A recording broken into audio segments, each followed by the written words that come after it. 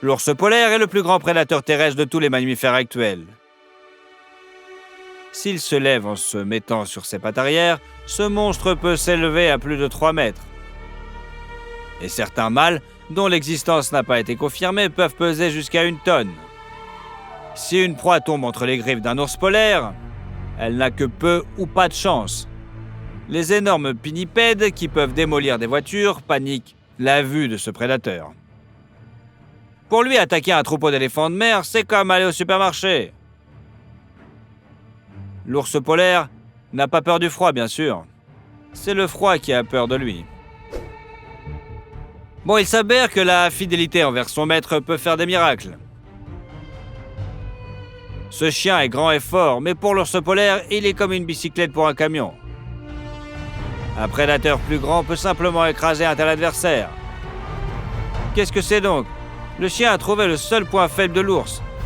Et il est juste là. Il s'avère que le nez d'un prédateur géant est un endroit très sensible. Il n'est pas recouvert d'une épaisse couche de tissu adipeux ou de fourrure. Ainsi, lorsque le chien l'a saisi avec ses dents, il a arrêté même un tel géant. C'est alors que l'ours a sous-estimé l'ennemi et a affronté avec la mauvaise créature. On ne peut pas lui en vouloir, qui aurait pu s'attendre à ce qu'un chien soit aussi coriace. Voilà un combattant de grande classe. La confiance en soi, la concentration et l'habileté sont les 3 piliers sur lesquels repose la réussite tactique de tout combattant. Regardez ces rongeurs. Il s'avère qu'ils sont comme des hobbits. Dodus et sympa à première vue, et ils sont de redoutables combattants quand il le faut. Leur endurance est à envier. Regardez cette confrontation épique avec le lynx. Vous êtes face à ce qui ressemble à un ancien guerrier avec la posture d'un véritable officier. Regardez cette posture aristocratique. Ce regard froid et méprisant face au danger. Alors que vous êtes attaqué par toute une meute de chiens. Quelle endurance! Mais il s'avère que ce n'est pas le calme désespéré d'une créature prête à en finir. Il s'agit d'une véritable tactique de combat. Les chiens ont sous-estimé l'ennemi. Il s'avère que le petit a écarté les pattes et bombé le torse pour pouvoir réagir à la vitesse de l'éclair à toute tentative de déséquilibre lorsque les chiens passent de l'intimidation à l'action et se jettent sur lui. Le rongeur ne se laisse pas abattre et passe à la contre-attaque. C'est la fureur que personne n'attendait de lui. Ces chiens ont manifestement sous-estimé l'ennemi, qui s'est avéré être un véritable guerrier. Regardez comme il se défend désespérément. Et pourtant, le petit agit de manière calculée et efficace. Et par rapport à sa taille, les chiens sont comme un énorme loup dans le film sur Thor. Vous vous souvenez ? Comment réagirez-vous à l'approche d'un tel monstre ? Cette magnifique course-poursuite est incroyablement épique. Le lièvre est plus rapide que les loups, mais ces derniers sont également très rapides. Et ils essaient de poursuivre leur proie. Les loups sont capables d'agir avec une coordination étonnante. Le lièvre pense qu'il pense presque sortir du piège, mais il évite de justesse la gueule d'un prédateur. Seule l'incroyable agilité permet au lièvre de se glisser pratiquement hors des dents du prédateur. Si les loups abandonnent la partie, que peut faire un lynx ? Prédateur solitaire ? Il s'avère que le lièvre a sous-estimé ses adversaires et qu'il en a payé le prix. Il ne savait pas que les glossettes des lynx fonctionnent comme des raquettes. Grâce à cet avantage, le chat a pu rattraper sa proie. Il y a une 60aine d'années, une photo de l'artiste Salvador Dali promenant un fourmilier apprivoisé a quelque peu surpris les gens. Aujourd'hui, nous savons qu'il ne s'agissait pas d'une bizarrerie créative, mais d'un calcul délicat. Car un fourmilier vaut 3 Doberman dans une bagarre. Étonnamment, ces animaux semblent maladroits au premier abord, sont de véritables brutes qui ne demandent qu'à se battre. C'est la première fois que vous entendez parler ? Eh bien, pour beaucoup d'autres animaux, c'est aussi une surprise. Et une surprise très désagréable. Le nom de l'animal indique clairement que le fourmilier se nourrit de fourmis et de termites, des insectes qui vivent en grandes colonies et construisent d'immenses nids. Sa tête allongée, dotée d'une langue collante, incroyablement longue et spécialement conçue à cet effet. Beaucoup oublient que s'attaquer aux fourmis est une tâche à part entière pour quelqu'un qui a les nerfs très solides. Êtes-vous déjà tombé sur une fourmilière et avez-vous ressenti des dizaines de piqûres douloureuses sur vos points les plus sensibles? Pour un fourmilier, c'est un mardi comme les autres. Mais le plus important, c'est que ces bêtes ont des pattes griffues incroyablement fortes et grandes pour atteindre les colonies souterraines. Certes, une pelleteuse est un engin de chantier, mais vous pouvez imaginer ce qui se passerait si une mobilette ordinaire lui rentrait dedans, n'est-ce pas? Vous pouvez aussi imaginer ce qui arriverait à un prédateur de taille moyenne si la patte d'un fourmilier le heurtait. Les chiens ne sont pas très déterminés, car c'est la première fois qu'ils voient un fourmilier. Mais même un petit individu est capable d'effrayer un gros chien avec son caractère de fer et sa position étrange. Pensez-vous que le petit a eu de la chance? Non, c'est le chien qui a eu la chance de reculer à temps.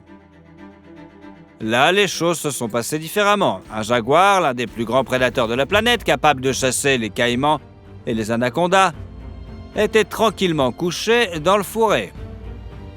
Mais le fourmilier s'en moque. Il a envie de frapper quelqu'un au museau. Le jaguar s'approche. Le félin a manifestement sous-estimé la menace et n'a pas immédiatement compris la meilleure chose à faire. Courir et grimper à un arbre quelque part, le fourmilier a donc l'occasion de s'approcher et de frapper plusieurs fois le jaguar, de telle sorte que le félin est choqué par ses coups. Finalement, le jaguar tente de contre-attaquer. Il se jette sous le fourmilier et le fait tomber à terre. Mais pour cet animal, un tel coup est comme une étreinte amicale. Cet étrange animal semble apprécier cet échauffement. Finalement, le jaguar n'a d'autre choix que de s'enfuir. Le fourmilier a une peau et une fourrure très résistantes, qui fonctionnent comme une armure dynamique. Mais son arme principale est sa tactique de combat spéciale. Il veut attaquer, le fourmilier peut frapper d'un seul coup avec ses énormes griffes. Mais s'il est sur la défensive, il se dresse sur ses pattes arrière. La queue de certaines espèces peut alors servir de balancier. Dans cette position stable, le fourmilier peut rester debout très longtemps. Et surtout, il est capable de tourner autour de son acle, si bien qu'il est pratiquement impossible pour un ennemi de l'attaquer par l'arrière. C'est dans cette position qu'il assène des coups de griffe dévastateurs. Regardez-moi ça. Les griffes du fourmilier sont réunies en une seule et immense lame tranchante. L'animal frame en décrivant un large arc de cercle et ce mouvement renforce la puissance déjà énorme de ses pattes, habitué à creuser. Au Moyen-Âge, on commence à fabriquer des cuirasses à plate pour se protéger des épées d'ennemis. Aucune lame ne pouvait la pénétrer d'un coup direct. Les chevaliers ont alors commencé à utiliser les puissants marteaux de combat, dotés d'une partie frappante d'un côté et d'une pointe de l'autre. Cette pointe ouvrait la cuirasse de l'ennemi comme une boîte de conserve. Les coups du fourmilier fonctionnent donc à peu près de la même manière, comme un marteau médiéval pointu. Et l'animal ne lance pas des coups isolés, mais une série rapide de coups de boxe. Et ce n'est pas tout. Le fourmilier peut saisir un ennemi, l'accrocher avec ses griffes, le tirer pour l'écraser. Après cela, il commence à le piétiner et à le déchiqueter avec ses griffes, alors que la victime est sans défense sous son poids. Cette scène amusante est peut-être un exemple de ce que signifie mal juger un adversaire. Certains oiseaux sont si coriaces que même les barreaux ne sont pas un obstacle pour eux. Comme on dit, un individu vraiment libre le reste même lorsqu'il est enfermé. C'est le cas de ce rapace. Il mangeait tranquillement son repas lorsqu'un oiseau de passage a décidé qu'il pouvait lui prendre sa friandise et qu'il ne tiendrait rien en échange. Erreur. D'un mouvement rapide comme l'éclair, le rapace bloque la tête de sa victime. C'est une leçon dont le voleur se souviendra certainement bien. Les koalas sont comme des peluches mignonnes et vivantes au caractère doux. Eh bien, celui-ci ne l'est manifestement pas. Il jette violemment un congénère du haut d'un arbre s'il ne l'aime pas. Les lamentations du koala vexé sont déchirantes. Cela devrait nous servir de leçon. Il ne faut pas juger un koala selon les stéréotypes, comme on juge un livre sur ses couvertures. D'une manière générale, il ne faut pas laisser les stéréotypes sur les animaux nous faire oublier d'être vigilants. Cette poule pensait que le géant au-dessus d'elle était un végétarien bon enfant. Une erreur stéréotypée. Pour une raison étrange, ce cheval a soudain eu envie de manger du poulet. Il s'est mis à aspirer littéralement le sol à la recherche de poulet. La poule est en état de choc, elle ne sait pas quoi faire. Elle est incapable de protéger les jeunes de ses géants. Et il n'y a aucun moyen de rassembler et d'évacuer les poussins à temps, car ils sont trop dispersés. Du coup, le cheval a bien diversifié son mesure. Quelle situation où les animaux faisaient le mauvais choix d'adversaire vous a le plus frappé? Partagez votre avis dans les commentaires et n'oubliez pas de vous abonner. Nous avons encore quelques cas insolites à vous montrer. Le cobra est un autre serpent qui possède non seulement des glandes venimeuses, mais aussi une force physique considérable. Le cobra royal est généralement le serpent venimeux le plus long de la planète et peut devenir plus long que certains pythons. Il convient de dire d'emblée que la contacter est une idée stupide pour n'importe quel chat. Les chances d'affronter un léopard, un lion ou un tigre ne sont pas totalement nulles, mais un cobra a beaucoup plus de chances de l'emporter. Il ne sera pas possible de le vaincre d'un seul coup. Et lors d'un combat rapproché à courte distance, il est presque certain qu'il parviendra à tordre et à mordre l'adversaire, au moins au niveau du doigt. C'est plus qu'il en faut pour une puissante neurotoxine. L'anaconda est l'un des serpents les plus longs du monde et certainement le plus lourd. Même un individu moyen de cette espèce peut atteindre 6 mètres, avec un poids environ 2 fois supérieur à celui d'un python de la même taille. La masse d'un jeune taureau, une rapidité incroyable et des réflexes affûtés, tout cela fait de l'anaconda un adversaire extrêmement dangereux. Mais la façon dont il s'est adapté aux conditions de vie dans le bassin du fleuve Amazone est particulièrement inspirante. En effet, ce serpent adore l'eau et la natation. Dans le fleuve, il dispose d'une grande marge de manœuvre et peut se déplacer avec plus d'aisance et dans différents plans. Toute la masse de l'anaconda est constituée de muscles les plus puissants, tordus comme des câbles métalliques serrés autour du squelette d'un serpent. Il n'est donc pas surprenant que l'anaconda soit l'une des rares créatures prédatrices à chasser non seulement les animaux herbivores, mais aussi les crocodiles. De plus, l'anaconda peut même vaincre le caïman noir, probablement le lézard le plus dangereux d'Amérique du Sud et d'Amérique du Nord. En l'attaquant, le serpent enchevêtre l'ennemi avec des anneaux et le serre progressivement. Cela permet non seulement d'étouffer l'animal, mais aussi d'endommager gravement ses organes internes et en particulier son système circulatoire. Ainsi, l'anaconda se sent en pleine confiance, même dans un endroit aussi dangereux que l'Amazonie. Jusqu'à ce que le jaguar entre en scène. Ce félin est la seule panthère du Nouveau Monde, la 3e plus grande au monde après le tigre et le lion. Bien qu'il soit inférieur au lion en longueur et en masse, la force de morsure du jaguar est presque 2 fois supérieure. Des mâchoires incroyablement puissantes qui pourraient certainement laisser une trace de croc, même sur du métal, sont nécessaires pour ouvrir l'armure la plus solide des animaux locaux. L'anaconda n'a pas d'armure, seulement une peau lisse et, soit dit en passant, écailleuse, agréable au toucher. Les crocs du jaguar s'attaquent à cette protection comme un couteau chaud découpe le beurre. Mais l'essentiel, c'est bien sûr sa dextérité. Les jaguars sont incroyablement rapides. Leur ruée vers les proies ressemble à ces scènes d'action d'un film de super-héros, lorsqu'un personnage se déplace si vite qu'il se transforme en une ombre floue. Sauf que le jaguar n'a pas besoin d'images de synthèse pour montrer une telle chose. Vous le remarquez à peine, puis une tache floue apparaît et le voilà déjà en train de frapper à côté de vous. La vitesse est combinée à une force colossale. Un jaguar peut soulever le même caïman noir en le tenant dans ses mâchoires, puis sauter sur un rivage marécageux escarpé. Et ce, avec une charge qui pèse à peu près autant que le chat lui-même, si ce n'est plus. Qui gagnera, le jaguar ou l'anaconda? Cela dépend déjà de ce qui remarquera l'ennemi en premier et dans quelles circonstances. L'anaconda peut vaincre un tel félin, mais seulement s'il parvient à l'enchevêtrer avec des anneaux. Dans ce cas, le jaguar ne pourra tout simplement pas utiliser ses mâchoires écrasantes ou frapper avec ses pattes. Bien entendu, le jaguar évitera à tout prix d'en arriver là. Sa vitesse de réaction est fulgurante et le serpent devra faire de gros efforts pour prendre le prédateur par surprise. S'il y parvient, même un jaguar se transformera en un copieux repas pour l'anaconda.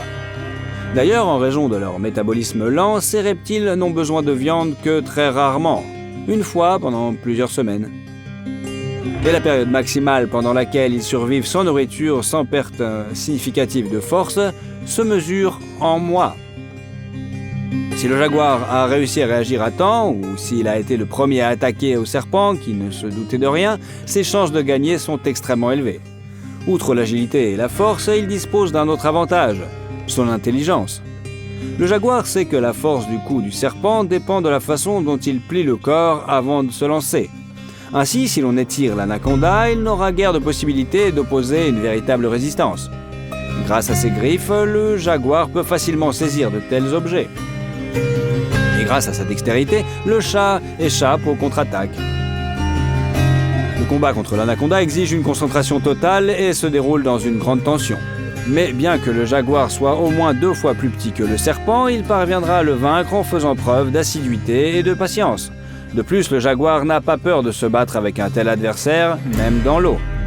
Il essaiera de déplacer le champ de bataille au bord de la rivière, mais il pourra se défendre même dans l'Amazone, grâce à d'excellentes capacités de nageur que n'importe quel autre félin lui envierait. La tactique gagnante du jaguar consiste donc à ne pas laisser le combat se dérouler à courte distance. Le félin frappe des coups isolés, taquine le serpent, l'épuise et tente de lui infliger des dégâts minimes mais tangibles.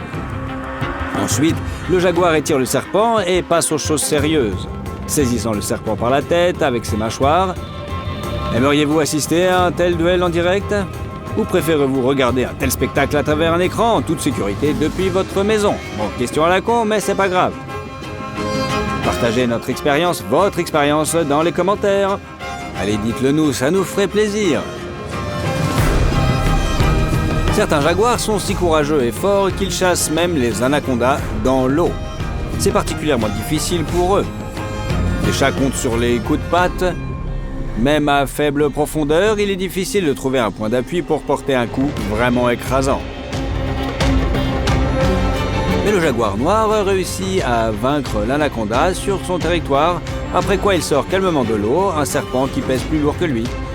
Un véritable exploit. Comme vous le savez déjà, malgré les muscles puissants des pitons et des boas, ainsi que les toxines des serpents venimeux, ces reptiles n'ont pas une vie sans nuages.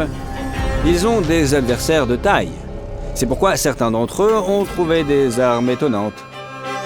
Crocs et griffes, c'est normal pour des animaux. Mais le tir... Il s'avère que certains serpents ont vraiment appris à attaquer à distance. Il s'agit des cobras cracheurs. En fait, plusieurs types de serpents peuvent libérer du venin à distance.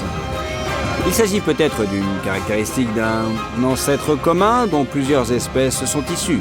Ou peut-être que plusieurs espèces se développent parallèlement, sont parvenues à de telles armes indépendamment les unes des autres. Quoi qu'il en soit, le tir au poison est une arme efficace contre les chats agresseurs, quelle que soit leur taille. Comment fonctionne cet étonnant mécanisme? Les dents de ces serpents ont une forme spécifique. Les canaux par lesquels le poison est acheminé semblent tourner vers le bas. Pour tirer du venin, le serpent lève la tête, vise et libère le liquide par ses trous sous une telle pression qu'il vole à une distance d'environ 7-8 pieds, plus de 2-3 mètres. En même temps, cette technique est exclusivement une arme de défense.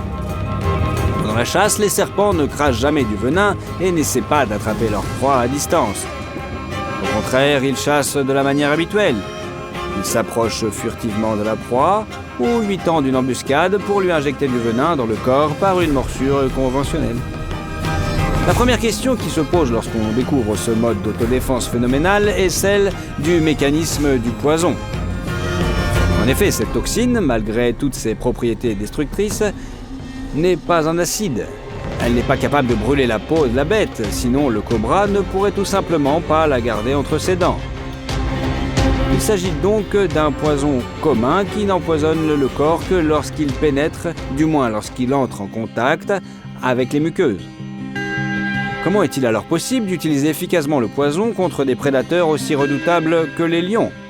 La réponse est simple, les yeux. Le venin des serpents cracheurs est très puissant et concentré. S'il pénètre dans les yeux, il provoque une douleur intense, une sensation de brûlure et même des lésions des structures internes de cet organe. Par exemple, la destruction du cristallin et de la rétine.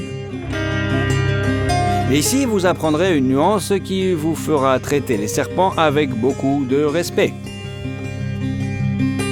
Ce ne sont pas de simples tireurs, mais de véritables tireurs d'élite du monde animal. Les lions sont très rapides, tout comme les léopards ou les guépards. Mais le cobra cracheur est passé maître dans la technique du tir ciblé au poison. D'une part, il vise précisément les yeux, et d'autre part, pendant le tir, le serpent fait des mouvements ondulatoires avec sa tête. Le poison est donc projeté dans un large arc de cercle. Même si le chat réagit à temps et esquive les premières gouttes, le reste de la charge le rattrapera probablement. Si une quantité suffisante de poison pénètre dans les yeux du lion, il perdra définitivement la vue. Les prédateurs expérimentés le savent et évitent de rencontrer un tel adversaire. Et ceux qui n'ont pas d'expérience, eh bien le monde des animaux sauvages est rude. C'est pourquoi dans un combat avec des chats, ces types de serpents ont presque trouvé une arme d'ultimatum. Il est plus facile d'atteindre une grosse cible. C'est pourquoi les ratels, les mangoustes et autres chasseurs de serpents relatifs, petits et agiles représentent un danger pour les cobras cracheurs. Mais les lions et autres grands félins devraient se garder d'approcher cet adversaire.